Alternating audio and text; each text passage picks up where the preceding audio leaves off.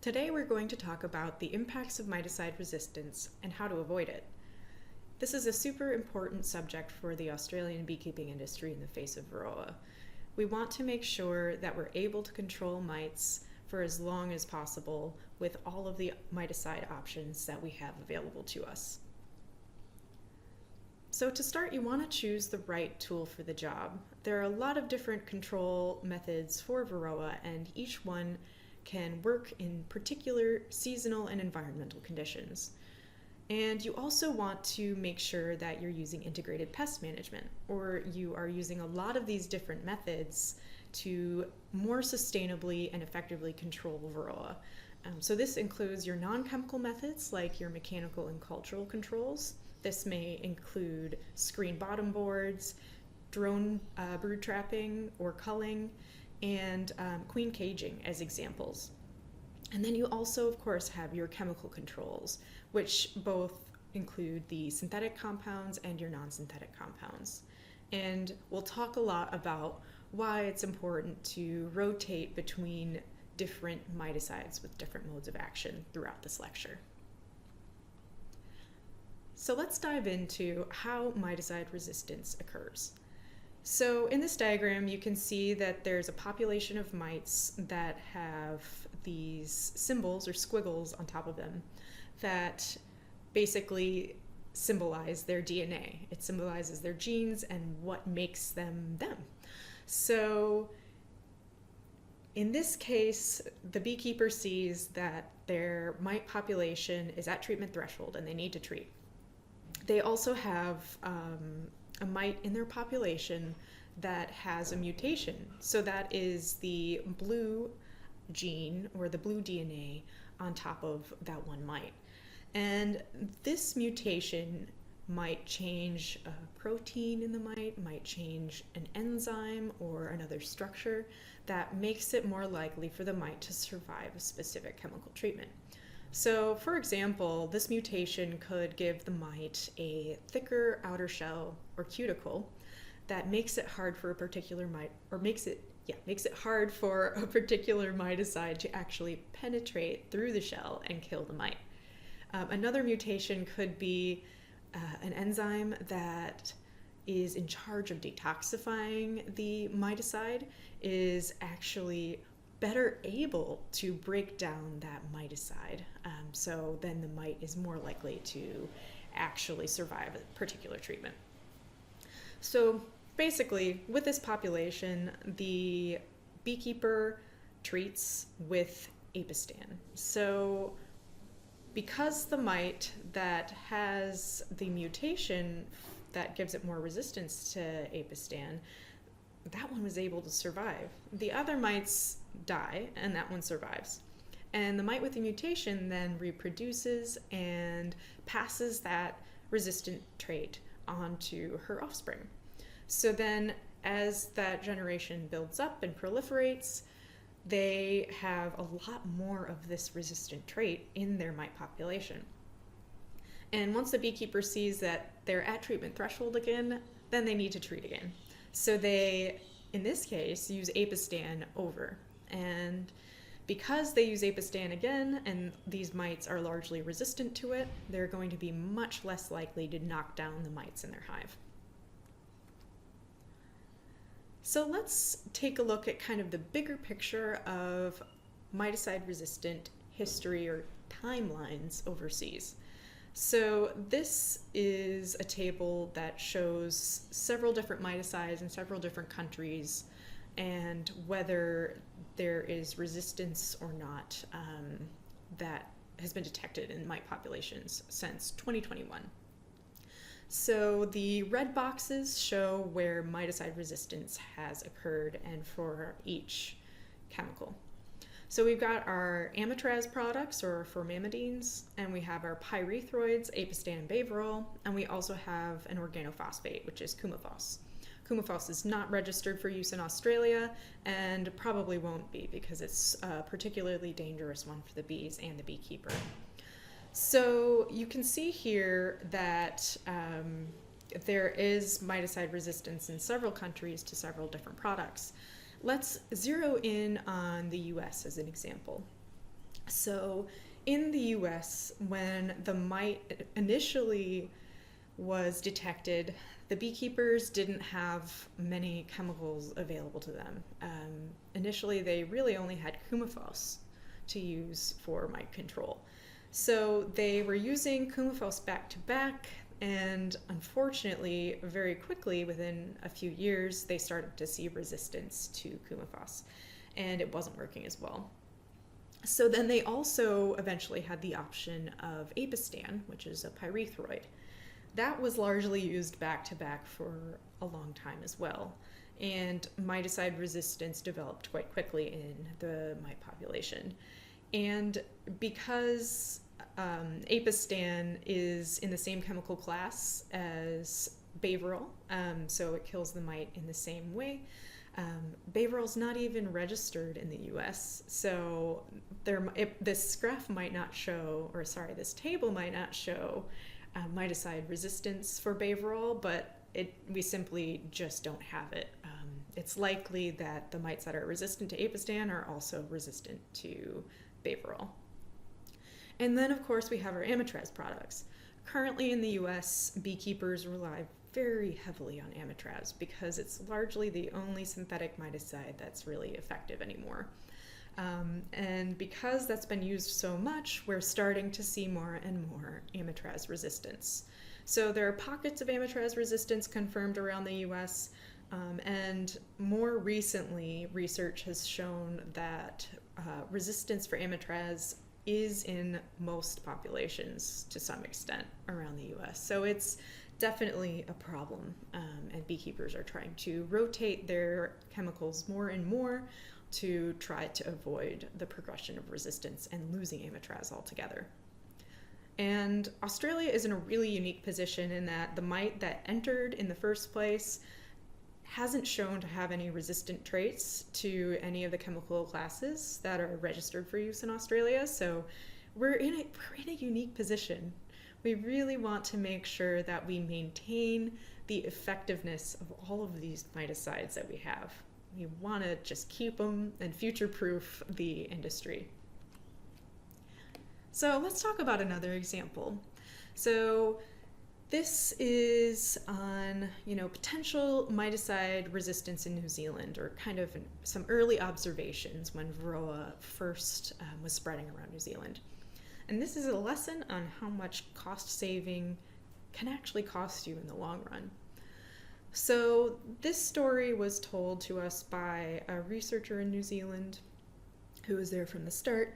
And essentially, because honey prices were low and miticide costs were high, some beekeepers in New Zealand started using fewer strips of Baverol. So instead of putting 4 strips in a full-size colony, they only put 2 strips or 3 strips. And with those treatments, they saw that their mite populations weren't actually under control after the end of the Baverol treatment. And this is likely because they were underdosing, so they weren't effectively using the miticide. However, that did start to look like miticide resistance, even though it was actually just an ineffective dose. But they realized this and started to use the effective dose, luckily. But at the same time, underdosing can cause miticide resistance to occur more quickly.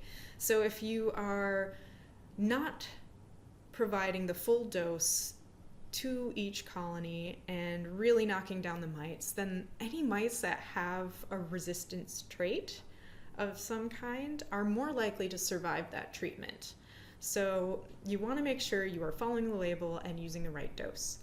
You also want to make sure that you're following the right duration. So if you take miticides out too soon, for example, in Baverol, that should be in for 6 to 8 weeks, say you take it out at 4 weeks, then that is also underdosing and can lead to miticide resistance in the long run.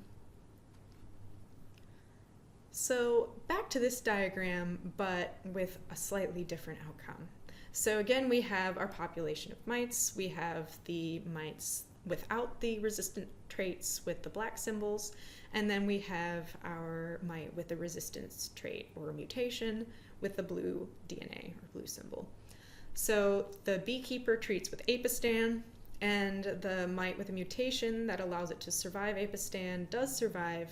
She reproduces and passes that resistant trait onto her offspring. And then once at treatment threshold again, the beekeeper realizes, okay, it's time to treat. And instead of using apistan again, they then rotate with apivar. So now they're using an amitraz product, and it kills the mites in a different way. In other words, it has a different mode of action. And because of this, it knocks down those mites with the mutation. So essentially, they're more effectively able to control their mite populations over time, and a mite that has resistance to one miticide is much less likely to also have a resistance trait to another miticide. So you're more likely to effectively control those mites over time by rotating modes of action. And let's also briefly talk about the modes of action of different chemical classes. So we have our pyrethroids, which include apistan with an active ingredient of talfluvalinate, and also baverol with an active ingredient of flumethrin. So despite the fact that they have different active ingredients, they are in the same chemical class, and they do kill the mites in the same way. So you don't have to remember all of this, but we're going to just talk about some of the details in mite physiology and how this actually works. So these pyrethroids essentially kill mites by disrupting the transmission of their nerve impulses and causing muscle spasms and death. So essentially, they are killing the mite the same way, although there are slight differences in that they are acting on the same part of the cell in mites in a slightly different way. So one of them, for example, blocks the voltage-gated sodium channel, the other one opens the voltage-gated sodium channel. And again, you don't have to remember this, but they're acting on the exact same part of the cell. So if a mutation actually, for example, changes the shape of this channel in the cell wall, then it's likely that one chemical, say your apistan, is probably going to then work as well as your baverol, because it's on that same exact place. So it's just, yeah, they just work in the same way. That is in summary.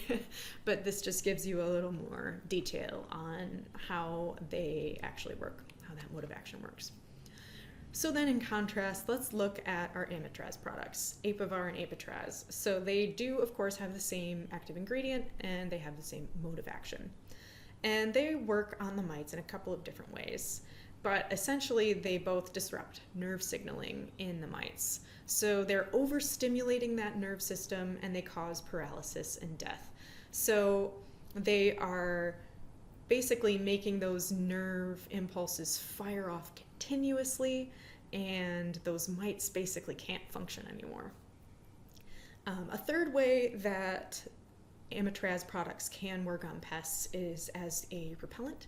So they can deter pests from either feeding or moving on a treated surface or the host. But this really hasn't been confirmed in Varroa, only in other insects.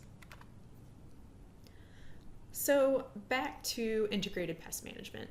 You really want to make sure you're focusing on this as much as possible to prevent miticide resistance.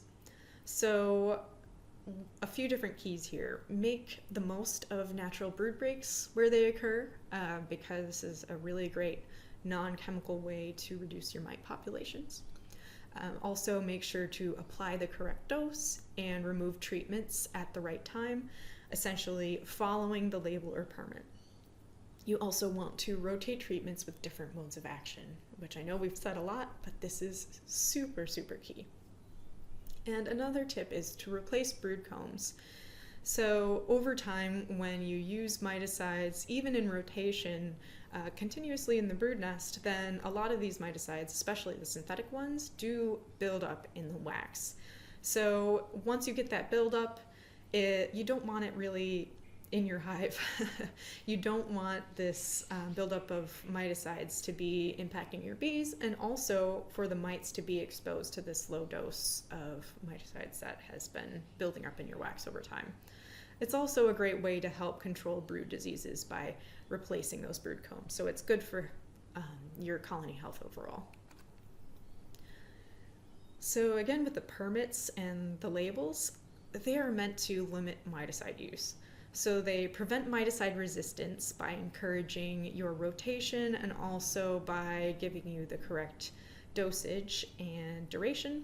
And then they also keep your chemical residues low because they have very well tested parameters to make sure that that chemical residues don't build up in your hives, especially in your hive products. And then also it reduces the effect on bees. So here are some key points just to summarize what we've talked about. Miticide resistance will make miticides ineffective and uneconomical to use. Over time, you would be spending money on treatments that just don't work. And this resistance can be delayed by using non-miticide controls where you can, and also rotating miticides with different modes of action. Then also following instructions on your permit or label as closely as possible, and also replacing 2 to 3 brood combs per year. These permit conditions reduce the risk of miticide resistance and also your residues in hive products and your harm to bees. So all in all, if you use miticides correctly, then the future of varroa control in Australia will be much, much smoother. And if you want to pass your operation on to your kid or your grandkid, it's super, super important to make it as easy as possible for them and do all of these methods to prevent miticide resistance as much as possible.